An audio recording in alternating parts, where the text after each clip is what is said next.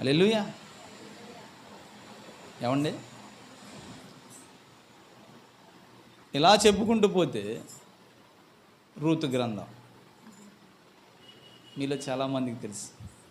Ruth ఎంతమందికి తెలుసు? Ruth జీవితంలో ఏం జరుగుతుంది? వాళ్ళ మామగారు చనిపోతారు, భర్త చనిపోతారు. అంటే ఒకవేళ ఏమండి, రూతు తర్వాత అంటది ఎవరితో? నయోమి, నీ దేవుడే నీ ప్రజలే. అంటే దేవుడు ఆమె ఏం చేస్తుంది? ప్రేమిస్తుంది. నువ్వు ఎక్కడుంటే అక్కడే ఉంటావు. మరి దేవుడు మేలు చేయాలా లేదా? అయ్యో కీడు జరిగింది మీ జీవితంలో, కానీ ఇప్పుడు నన్ను ఇప్పుడు ఏం చేస్తుంది? మేలు చేస్తుంది. ఆవిడే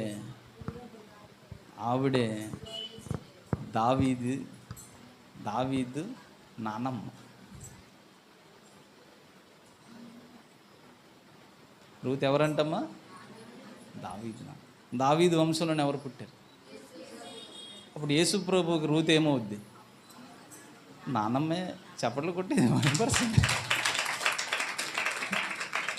దావీదుకి నానమ్మ అయినప్పుడు యేసు ప్రభు కూడా రూత్ ఏమైందమ్మా? నానమ్మే. మేలుకై సమస్తమును జరిగించుచున్నావు నీవు, ఏదియు కొదువ చేయవు నిన్నాశ్రయించిన వారికి. హల్లెలూయా. నీ దేవుడు నా దేవుడేటి, నా మొగుడిని తీసుకెళ్ళిపోయాడు అన్నదా? అనలేదు. అంటే సృష్టికర్త అనే దేవుడికి రూత్ ఏమవుద్దంటే ఇప్పుడు నానమ్మ. యేసుప్రభుకి నానమ్మ అంటే మరి ఇంకేంటి అర్థం? ఇప్పుడు ఎస్తేర్ కోసం మీకు తెలుసు కదా. ఏమండి, ఎస్తేర్ తల్లిదండ్రులు చిన్నప్పుడు ఏమయ్యారంట? ఎవరు పెంచారంట? తర్వాత ఎస్తేర్ ఏమైంది? చిన్నప్పుడు ఎవరిని కోల్పోయింది? మొర్దెకై పెంచాడు. మొర్దెకై ఒక గవర్నమెంట్ ఎంప్లాయ్. కొన్ని ఆలోచనలు ఆలోచించి ఆమెను ఏం చేశాడు? ఇప్పుడు మొర్దెకైని చంపాలనుకున్నాడు ఎవరు? ఏమండి చూడండి ఎస్తేర్ గ్రంథం. మొర్దెకై రాజుగారి గుమ్మం బయట చిన్న కాపలాదారుడు అంతే. ఏమండి, ఈ కాపలాదారుడైన మొర్దెకై మీద హామాను పగబడతాడు. ఎందుకు పగబడతాడంటే మొర్దెకై హామాను కాళ్ళ మీద పడ్డా. అందుకు వాడికి ఏం పుట్టిందంట? కోపం. అంటే చూడండి, కోపము పగ కింద మారింది. అంటే నీ మీద ఎవరు కోపం పెంచుకున్నా సరే చివరికి నీకేమవుద్దంట? మెలే. ఇప్పుడు ఒకసారి ఆలోచించి ఎంతమందికి నీ మీద కోపం ఉందో? ఏమండి, ఆడికి ఎంత కోపం పెరిగిందంటే ఏదో ఒకటి చేయాలనుకున్నాడు, ఏదో ఒక రకంగా చంపాలనుకున్నాడు, ఏదో చేయాలనుకున్నాడు, కానీ ఏం చేయాలో క్లారిటీ లేదు తెలుసా అండి హామానికి. మొర్దెకైని ఎలా చంపాలనేది హామానికి క్లారిటీ లేదు, కానీ చంపాలి, కానీ తెలియదు. అప్పుడు ఏం జరుగుతుందంటే 5వ అధ్యాయము 14వ వచనం చదవండి. అతని భార్య అయిన జెరెషాను అతని స్నేహితులందరూ ఏ 10 మూరల ఎత్తుగల యొక్క ఉరికేయ చేయించుము సలహా ఎవరిచ్చారు? వాళ్ళ ఆవిడి, వాళ్ళ స్నేహితులు. జాగ్రత్త వినండి. అసలు ఎలా చంపాలో ఇతనికి తెలీదు. సలహా ఇచ్చింది ఎవరు? భార్య, స్నేహితులు. ఏమని? 50 మూరల. అంటే అలా చంపాలనుకోలేదు ఎవరు? హామాను అలా చంపాలనుకోలేదు. ఎలా చంపాలో అతనికి తెలియదు, కానీ సలహా ఇచ్చింది ఎవరు? భార్య, స్నేహితులు. తర్వాత దాని మీద మొర్దెకై ఉరితీయింపబడినట్లు ఆ, రేపు నీవు రాజుతో మనవి చేయము. ఆ, తరువాత నీవు సంతోషంగా రాజుతో కూడా విందునకు పోదు అని అతనితో చెప్పిరి. ఆ. ఈ సంగతి హామానునకు యుక్తముగా కనబడినందున అప్పుడు ఎలా కనిపించిందంటే హామానికి, అబ్బా మా ఆవిడ మంచి ఐడియా ఇచ్చింది రోయ్, నా స్నేహితులు మంచి ఐడియా ఇచ్చారు అంటే అప్పటి వరకు ఐడియా అతనికి లేదు. కానీ మీకు తెలుసు దాని మీదకి ఎవరు ఎక్కబోతున్నారు? హామాను ఎక్కబోతున్నాడు దాని మీదకి. అంటే వాళ్ళ ఆవిడ ఇచ్చిన ఐడియా ఏం ఐడియా? వాళ్ళ ఆయన కోసం ఇచ్చింది ఐడియా ఏమండి. కానీ ఆయనకి ఏమనిపించింది? మంచి.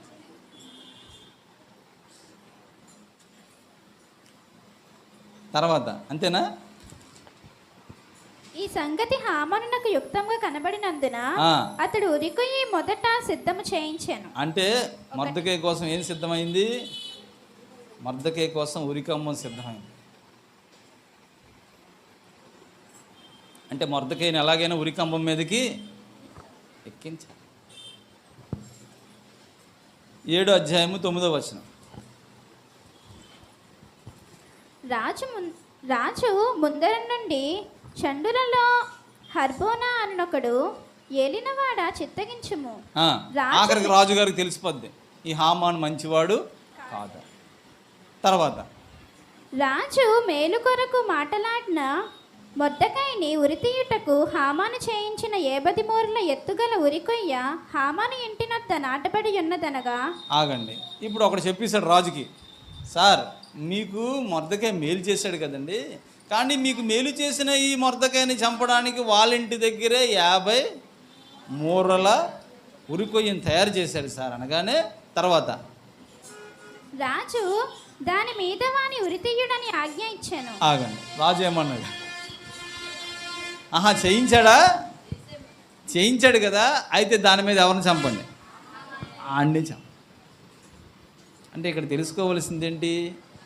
నీకోసం ఎవడైనా ఉరితాడు తయారు చేస్తే లాస్ట్లో ఆడే ఆ ఉరితాడులో సస్తాడు, అది నీకు మేలే. అర్థమైందమ్మా? చాలామంది రకరకాల ఉరితాడులు తయారు చేస్తుంటారు నిన్ను ఇబ్బంది పెట్టాలని. ఎవరు నీ కోసం ఉరితాడులు తయారు చేస్తున్నారని తెలిసినా వారితోను ఇంకో 4 తయారు చేయండి అని. చివరికి అది కూడా నీకేమవుద్దంట? మేలు. కానీ ఇంత వాక్యం ఇలాగ అందించినా సరే అది అలాగ అన్నదా? ఇంకంతే, అయిపోయింది. అది అలాగన్నదా? అయితే ఏమనాలి ఇప్పుడు? మేలే. అది మూతి తిప్పిందా? ఏమనాలి? వాళ్ళ ఇంటికి రావద్దన్నారా? మేలే. వాళ్ళు మన ఇంటికి రానన్నారా? చెప్పండి, మేలే.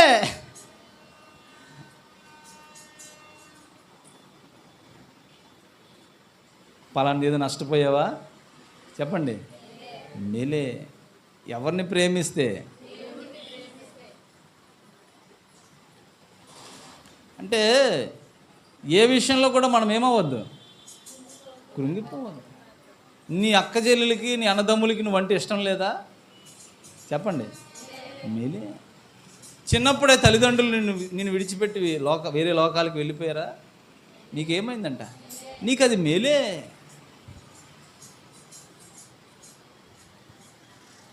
క్రైస్తవులు ఈ వాక్యాన్ని మీరు హృదయానికి తీసుకుంటున్నారో సరదాగా తీసుకుంటున్నారో నాకు తెలియదు, కానీ ఎంతమంది నిజంగా సీరియస్గా తీసుకుంటున్నారు?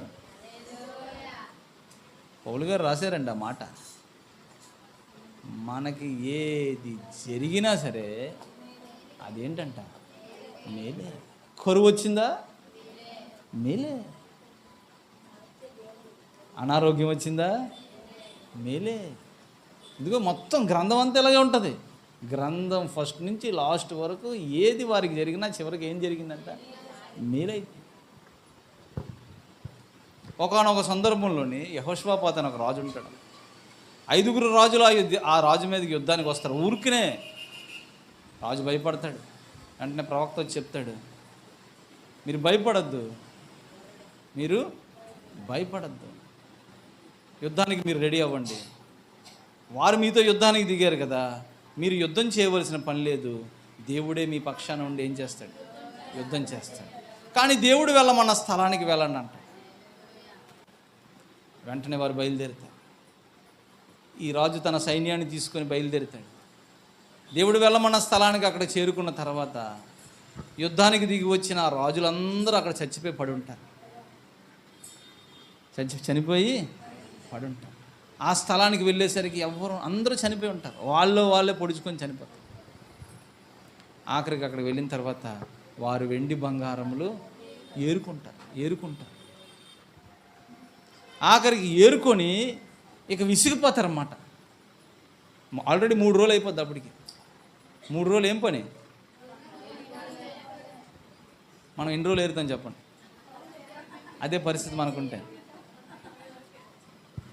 కానీ ఆ మొత్తం వెళ్ళిన సైన్యం అంతా కూడా ఏరుకొని విసిగిపోతారంట, అలిసిపోతారంట. ఇంకా ఏరినా ఇంకా ఉంటుంది అక్కడ. అంటే ఇక్కడ తెలుసుకోవలసింది ఏంటంటే, ఎవరు నీ మీదకి యుద్ధానికి దిగినా చివరికి నీకేంటంట? మేలే. పక్కింటి ఆవిడ యుద్ధానికి దిగింది, ఏం చేయాలి ఇప్పుడు? మెంటలో వచ్చేస్తుంది. పాస్టర్ గారు అనకూడదు, ఏమనాలా? మేలే. నేను ఎవరి జోలికి వెళ్ళండి, కానీ నాతో గొడవకు వస్తారంటే పాస్టర్ గారు అంటే అనకూడదు. పాస్టర్ గారు నాకు త్వరలో ఏం జరగబోతుంది? మేలే. అది ఎలా జరుగుతుంది నాకు తెలియదు.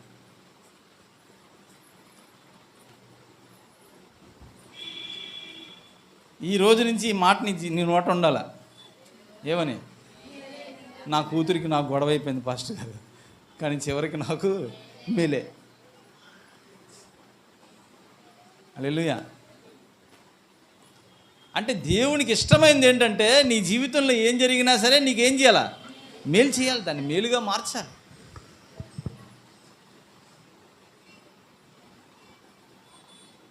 హల్లెలూయా.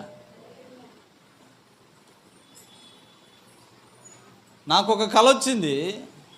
ఆ కళకి ఎవడైతే అర్థం చెప్తాడో వాడు ఈ దేశంలో ఉన్నతమైన స్థాయిలో ఉంటాడు. అయితే అందరూ అంటారు చుట్టూ చేరి, అయితే కళ చెప్పండి సార్, అర్థం చెప్తామంట. నాకు వచ్చిన కళ మీరే చెప్పాలంటాడు.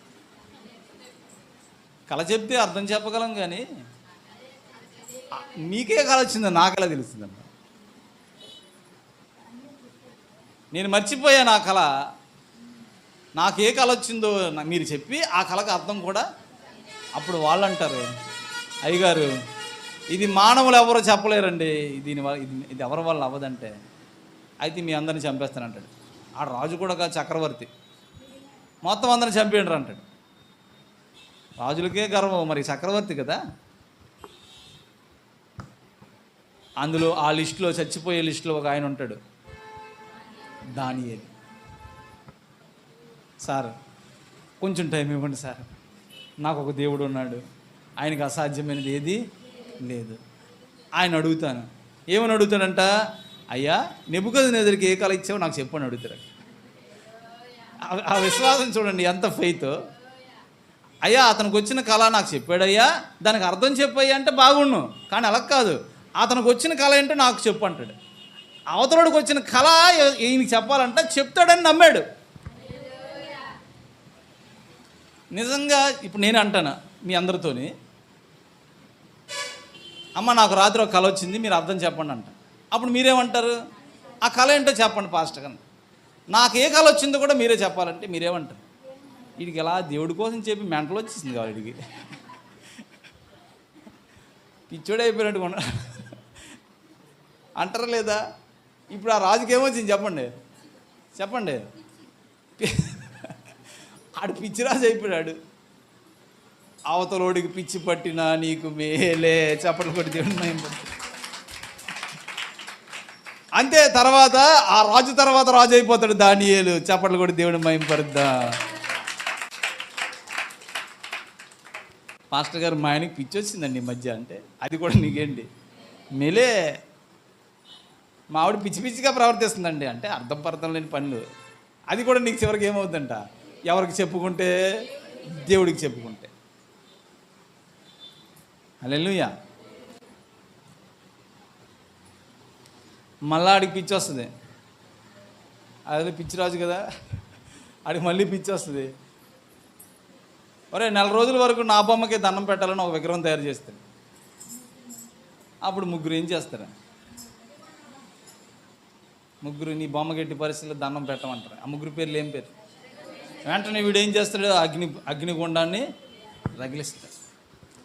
అది ఎంతటి అగ్నిగుండం అంటే ఆ అగ్నిగుండాన్ని రగిలించిన వాళ్ళు కూడా ఏమవుతారు? ఆఖరికి అగ్నిగుండంలో వేసేస్తారు. అగ్నిగుండంలోకి ఒక ఆయన దిగి వస్తాడు, 4వ వ్యక్తి దేవుడు దిగి వస్తాడు. ఏమండి, 4వ వ్యక్తి దిగి రాగానే రాజు చూస్తాడు. వెంటనే బాబు మీరు బయటికి రండి అంటాడు. వచ్చిన తర్వాత వాళ్ళ కాళ్ళ మీద సాష్టాంగ పడతాడు. ఎవడైనా నీ కోసం అగ్ని రగిల్చాడంటే చివరికి అది నీకు మేలే. హల్లెలూయా. మేలుకై సమస్తమును జరిగించుచున్నావు నీవు.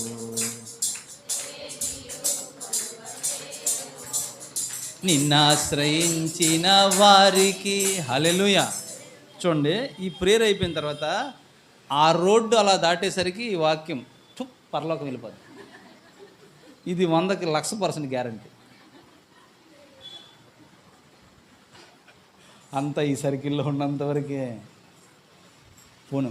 అది అలాగన్నదా చెప్తాను దాన్ని. అంటే ఇక ఈ గేట్ ఇలా దాటగానే అయిపోయింది, వాక్యం ఎక్కడికి ఎగిరిపోయింది. ఏదో టైంపాస్కి వెళ్ళాం, సరదాకి వెళ్ళాం, బాగా చెప్పాడులే పాస్టర్, అదొక సర్టిఫికెట్. వెళ్ళకపోతే మనం అన్నీ నష్టమైపోతామేమో అదొక ఆలోచన. రాకపోతే మళ్ళీ ఫీల్ అవుతాడేమో, మళ్ళీ వచ్చే వారం రోడ్డు మీద ఎక్కడ కనబడి అడుగుతాడు. ఏదో అలాగే వెళ్ళేసి వచ్చాను.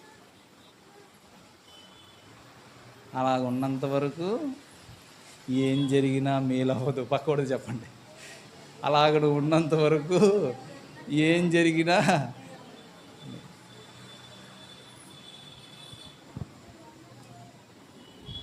హల్లెలూయా. ఎందుకు ఇదంతా ఎలా చదివిస్తున్నాడంటే, నువ్వు రోజు బైబిల్ చదువుతావు కదా. రోజు ఎంతమంది బైబిల్ చదువుతారు? నువ్వు చదువుతున్న బుక్ అలాంటిది.